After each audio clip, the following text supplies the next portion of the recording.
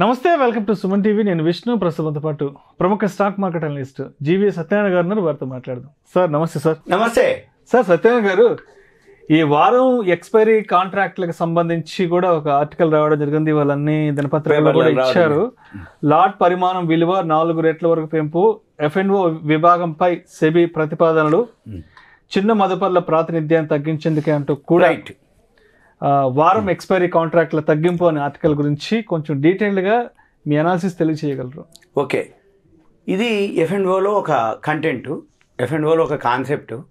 ఈ F&O ఏదైతే futures and options ఉన్నాయో ఒకప్పుడు రెండే ఉండేది, బ్యాంక్ నిఫ్టీ, నిఫ్టీనే. ఈ మధ్య ఏమైంది, ప్రతిరోజు ఒక ఇండెక్స్, అంటే ఒకరోజు నిఫ్టీ, ఒకరోజు బ్యాంక్ నిఫ్టీ, ఒకరోజు ఫైనాన్షియల్ నిఫ్టీ, ఒకరోజు మిడ్ క్యాప్ నిఫ్టీ, ఒకరోజు ఇంకో నిఫ్టీ. అంటే ఏంది, ఒకరోజు ఫైనాన్షియల్ నిఫ్టీ అని ఇట్లా మండే టు ఫ్రైడే వరకు 5 రోజులు ఏవైతే ఉన్నాయో 5 రోజులు 5 ఇండెక్స్లు, ఒకటి ఓపెనింగ్ ఒకటి క్లోజింగ్ తోటి నడుస్తున్నాయి ఇప్పుడు. అయితే జనాలందరూ ఏమైంది, అట్రాక్ట్ అయిపోయింది. క్లోజింగ్ రోజు అనగానే స్పెక్యులేషన్ బాగా జరుగుద్ది, మనం బాగా తినేస్తాం, అంటే బాగా సంపాదించుకుంటాము, ప్రీమియం తక్కువతో ఉంటాయి, మనకి ఎక్కువ లాభాలు వస్తాయి, క్లోజింగ్ కాబట్టి, ఎక్స్పైరీ కాబట్టి అనేది చాలామంది అట్రాక్ట్ అయ్యి ఈ మధ్య కాలంలో సంపాదించేదానికంటే పోగొట్టుకోవటం ఎక్కువయింది అని ఉద్దేశంతో మళ్ళీ ఇప్పుడు ఏం చెప్తున్నారు సెబీ వాళ్ళు, రోజు ఏదో ఒక ఇండెక్స్ ఎక్స్పైరీలు అవుతున్నాయి, ఏదో ఒకటి ఓపెనింగ్లు అవుతున్నాయి. కాబట్టి ఈ వారం ఎక్స్పైరీలు ఏవైతున్నాయో వాటిని మనము తగ్గిద్దాము, తీసేద్దాము. వారంలో ఒక 2 నిఫ్టీ బ్యాంక్ నిఫ్టీ, అంతకుముందు ఏవైతే ఉన్నాయో నిఫ్టీ బ్యాంక్ నిఫ్టీ, ఇప్పుడు కూడా అవే ఉంచి మిగిలినవి తీసేద్దాం అనేది ఒక ప్రతిపాదన చేయడం జరిగింది. అయితే జనరల్ కూడా అదే మంచిది. ఎందుకంటే ఇప్పుడు ఏం జరుగుతుంది అంటే, రోజు ఏదో ఒకటి ఓపెన్, ఏదో ఒకటి క్లోజ్ అయితే ఈయన చూసుకోవటం చేసుకోవటానికి, ఈయన అంటే ఎవరైతే యాక్టివ్గా ఉండి పర్ఫెక్ట్ నాలెడ్జ్ ఉన్న వాళ్ళు రేపు ఏం జరగబోతుంది అనేది ఈరోజే గెస్ చేసి రెడీగా ఉంటాడు. ఎవరైతే ఈరోజు అని చూసుకుంటే అప్పటికి అది జరిగిపోద్ది. ఉదాహరణకి ఈరోజు మార్కెట్ 25,000 దాటిపోవడం జరిగింది, నిఫ్టీ, సెన్సెక్స్ వచ్చి 82,000. అంటే ఇది ఆల్ టైమ్ హైక్ పోయినప్పుడు ఏమైందంటే ఈయనకి ఛాయిస్ ఇయ్యదు. ఎవరైతే కొనుక్కుందామని అనుకుంటాడో అప్పటికే పెరిగి ఉంటుంది. ఒకవేళ అంటే ఈవెంట్లు ఉంటాయి. ఈవెంట్లు అంటే ఉదాహరణకి ఇప్పుడు ఫెడరల్ రిజర్వ్ వడ్డీ రేట్ల గురించి అనౌన్స్మెంట్. అయితే ఈ ఫెడరల్ వడ్డీ రేట్లు ఏదైతే ఉందో, సపోజ్ వాళ్ళ బుధవారం రాత్రి ఫెడరల్ రిజర్వ్ వడ్డీ రేట్లు నైట్ 11:30కి అనౌన్స్ చేస్తారు. ఈ నైట్ 11:30కి అనౌన్స్ చేసినప్పుడు ఏమంటారు, అన్చేంజ్ అన్నాడు. అనగానే పొద్దున్నే యుఎస్ మార్కెట్లు ఆల్రెడీ రాత్రి పెరిగినాయి. ఈ మంది నిఫ్టీ 25,000, ఇది ఒక 82,000, ఇట్లా గ్యాప్ అప్ తోటి అయింది. ఎవరైతే ఈ కాల్స్ కొనుక్కుందాము, ఈ ఫ్యూచర్లో చేద్దామని అనుకున్న వాళ్ళకి పెరిగి ఉంటుంది. ఇక ఈయన ఏం చేస్తాడు, ఊకోకుండా హైలో కొంటాడు. ఆ తర్వాత ఏమవుతుంది, ఫాల్, అంటే ప్రాఫిట్ బుకింగ్ ఇట్లా జరుగుద్ది. ఇక గురువారం అనుకోండి వీక్లీ ఎక్స్పైరీ ఇట్లా. అందుకని ఇప్పుడు సెబీ వాళ్ళు ఏం చెప్తున్నారు, ఇలా జరగకుండా ఉండాలి, ఏదో ఒక 2 ఉండాలి. ఆ 2 కూడా ఏవైతే పాపులర్ అంటే అంతకుముందు నిఫ్టీ బ్యాంక్ నిఫ్టీని అవే చేయాలనేది ఇప్పుడు. తర్వాత దీంతో పాటు అంతకుముందు 5 లక్షల నుంచి 10 లక్షలు ఉండేది కాంట్రాక్ట్ వాల్యూ అంటాం. Lot size, lot value, amount.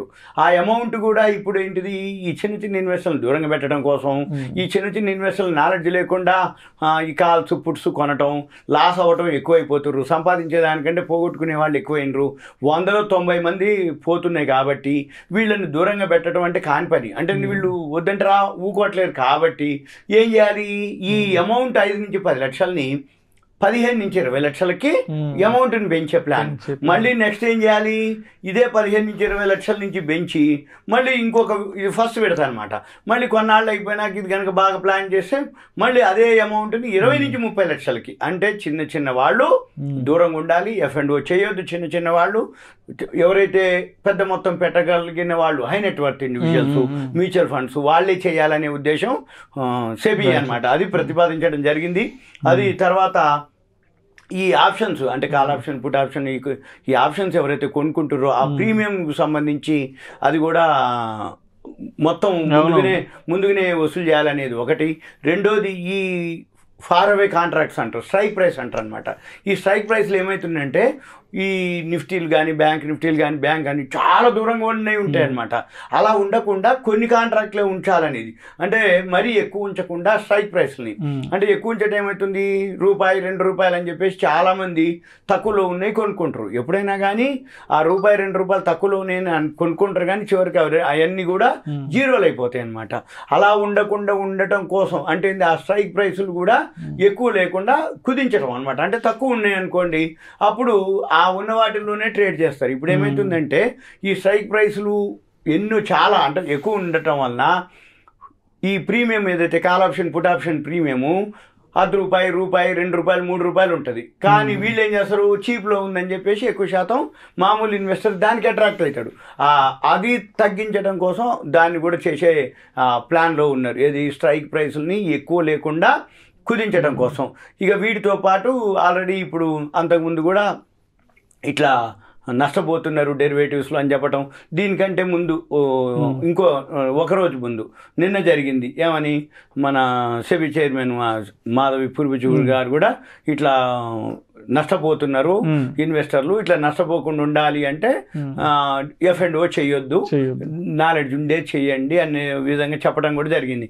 ఇంతమంది ఇన్ని చెప్పినా కానీ జనాలు మారటం లేదు. ఎందుకు మారటం లేదు అంటే ఒకటి ఆ ఆశ అనమాట. అంటే ఏంటంటే అది ఎప్పుడైనా కానీ ఆ కాల్ ఆప్షన్స్ పుట్ ఆప్షన్స్ అట్లే వస్తాయి, కానీ పోయేది ఎక్కువ శాతం. అంటే 10లో 1 2 జరుగుతాయి, 1 2 సార్లు క్లిక్ అయితే తప్ప ఎక్కువ శాతం మాత్రం పోయేది. ఆ 1 2 వస్తుందని వీళ్ళందరూ ఏం చేస్తారు, 5,000 10,000 2,000 3,000 తోటే వీళ్ళు ఈ చేయటం జరుగుతుంది. చివరికి ఆ 2,000 3,000 కూడా సున్నాలు అయిపోతాయి. చివరికి మళ్ళీ కొన్నాళ్ళు మేల్కొని ఉంటారు, మళ్ళీ కొన్నాళ్ళు అయిపోయినాక మళ్ళీ జమ చేసుకుంటారు, ఒక 4,000 5,000 జమ చేసుకొని మళ్ళీ ఎంటర్ అవుతారు అనమాట. ఇట్లా జరిగినాయే సంవత్సరానికి 60,000 కోట్లు సుమారుగా పోగొట్టుకుంటారు, పోతున్నాయి.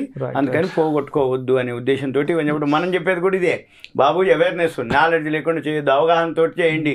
అవగాహన దేనికి అక్కర్లేదు తెలుసా, SIPలో మామూలు మ్యూచువల్ ఫండ్లో ఏదైనా IPOలో పెద్ద రీసెర్చ్ ఏం అవసరం లేదు. రైట్, మంచిగా ఏదో ఒక కంపెనీ కొనుక్కో, BSE 30 నిఫ్టీనో ఎవరిని అడిగినా చెప్తారు, ఏదో ఒకటి కొనుక్కో. నువ్వు టీవీ పెట్టినా ఆ టాటా కంపెనీలో రిలయన్స్ కంపెనీలో ఏమైనా తగ్గినప్పుడు మార్కెట్ పడ్డప్పుడు కొనుక్కో, సేఫ్. అంతే తప్ప ఇవైతే loss. Right. Thank you sir, thank you so much sir. Suman ధన్యవాదాలు, థ్యాంక్ యూ.